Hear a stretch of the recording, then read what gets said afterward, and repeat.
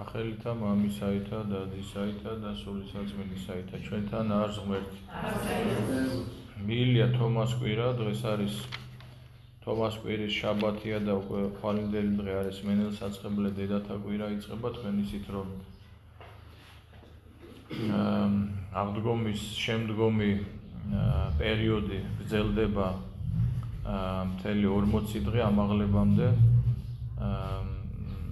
იცით აღდგომის მოსამზადებელი პერიოდი მარხვის, დიდ მარხვის მოსამზადებელი პერიოდი 4 კვირა არის, მერე 40 დღიანი მარხვა არის მოსამზადებელი აღდგომისთვის, მერე ამას დამატებული კიდე 7 დღე ნები 7-ეული არის, რაც მეტყველებს იმას, რომ რაოდენ დიდია აღდგომის დღესასწაული, რაოდენ დიდია აღდგომის რწმენა ადამიანში.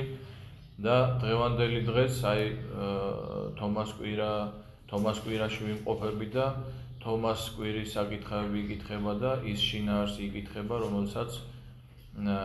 რომელიც მოთხრობილია სახარებაში, როდესაც უფალი ეცხადება მოციქულებს თომას გარეშე და შემდეგ თომასთან, მოციქულთან ერთად და ეუბნება თომას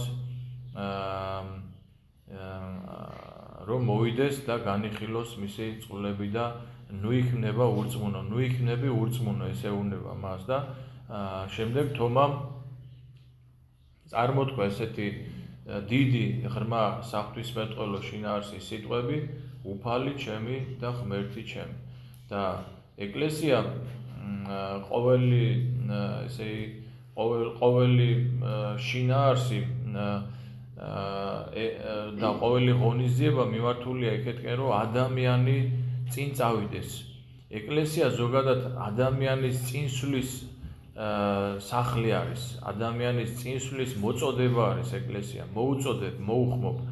ვინც სად არის, იქედან წინ უნდა წავიდეს, იმიტომ რომ ადამიანი მოწოდებული არის უსასრულობისკენ. იყვენი თქვენ სრულ, ვითარცა მამა თქვენი ზესათა სრულ არის, ამბობს უფალი და შესაბამისად ყოველი შემთხვევა არის მოწოდება ადამიანზე, მოუწოდებს უფალი ადამიანს და დღევანდელი დღეს, რა თქმა უნდა, ასევე გამონაკლისი არ არის, მოწოდება არის დღევანდელი დღეს.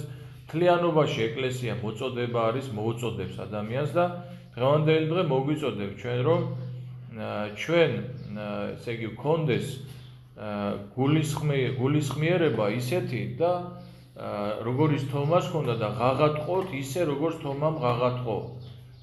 და როგორი სარწმუნოება ჰქონდა თომას, მოციქულს, ეს მისი ცხოვრებიდან ჩანს. სად იქადაგა მან ქრისტიანობა, როგორი ხალხი მოაქცია მართლმადიდებლობაზე, როგორ ეწამა ქრისტესთვის, როგორი გულისხმიერება და როგორი სარწმუნოება ჰქონდა მოციქულს, მისი ცხოვრებიდან ჩანს.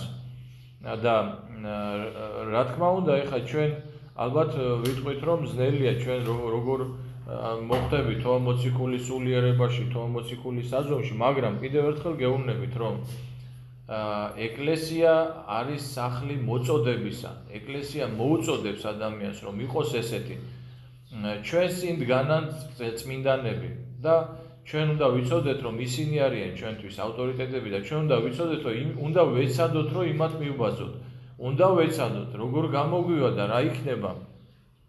ეს უკვე სხვა საკითხია, ღმერთი ადამიანის მცდელობის ჟამს აბსოლუტურად ყველაფერს აქცევს ყურადღებას და აქცევს ყურადღებას არა იმას, ვინ დაუშვათ როგორ უფრო მეტად ვინ როგორ გაართვა თავი ამა თუ იმ ბრძოლას, არამედ ღმერთი იმასაც აქცევს ყურადღებას, ვის რა მანკიერებები აქვს, რა მანკიერებები იმემკვიდრა თავისი წინაპრებიდან, რა მანკიერებები შეიძინა ბავშვობაში, შეიძლება რა ცოდვებში არის აღზრდილი. პავლე მოციქული ერთხელ ამბობს, რომ მეო ვიყავიო უგუნურებასაშინაო, მაგრამ შემიწყალა უფალმაო, რამე თუ უმეცრებით ვიყავ უგუნურებასაშინაო. არის უმეცრებით მყოფი ადამიანი უგუნურებაში, არის მეცნიერებით მყოფი, არის რაღაცა დაზიანებული ადამიანი რაღაცი და ამ რაღაცა შეიძლება ებძვის მთელი ცხოვრება. ღმერთი ყველაფერს იწირავს აბსოლუტურად და ღმერთი არის კეთილი მწყემსი.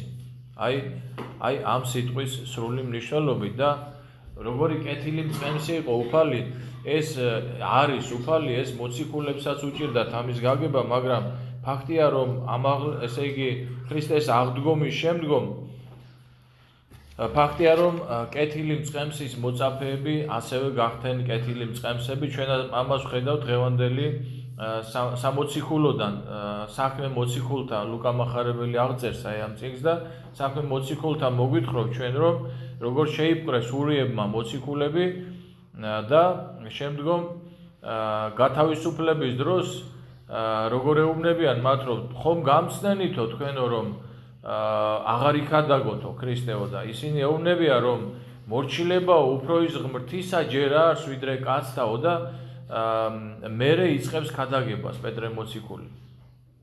და ვის უკადაგებს? მხსნელ მოძღვრებას, რა გონია თქვენ? ქრისტეს ჯვარცმელებს უკადაგებს მხსნელ მოძღვრებას. კითხვა რო დავსვათ, რისთვის იქადაგება ქრისტიანობა ამ ქვეყნიერებაზე?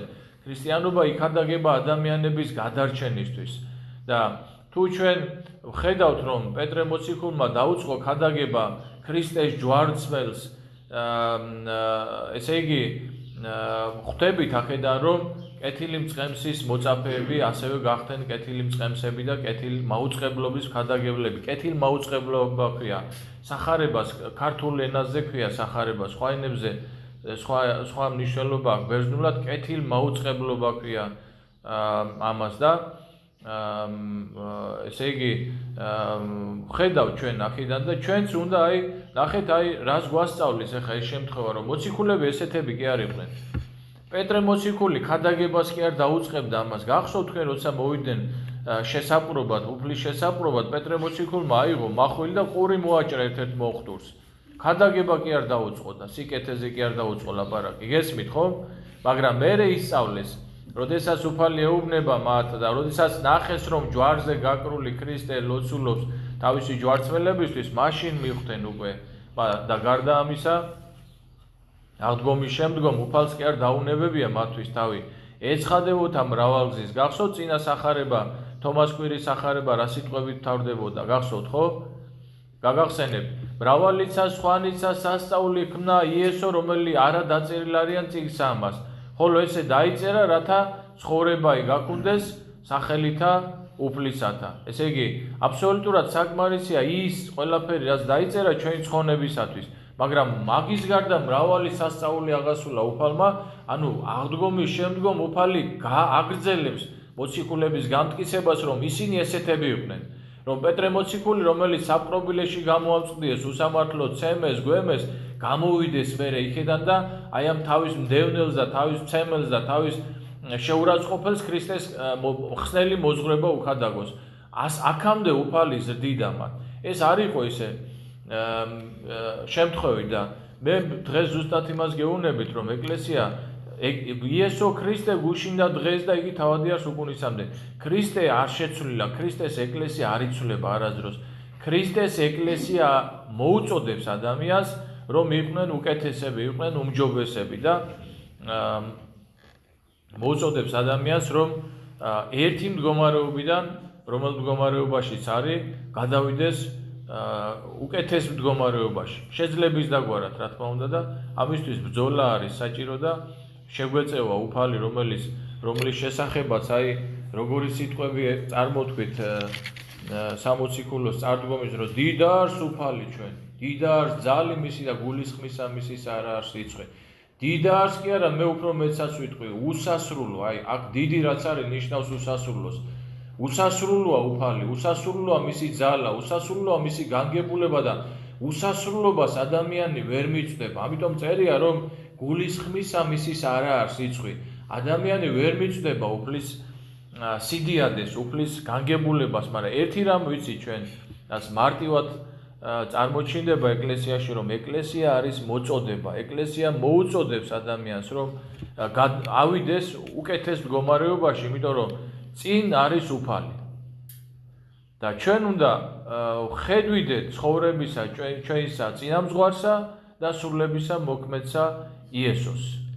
ამინ.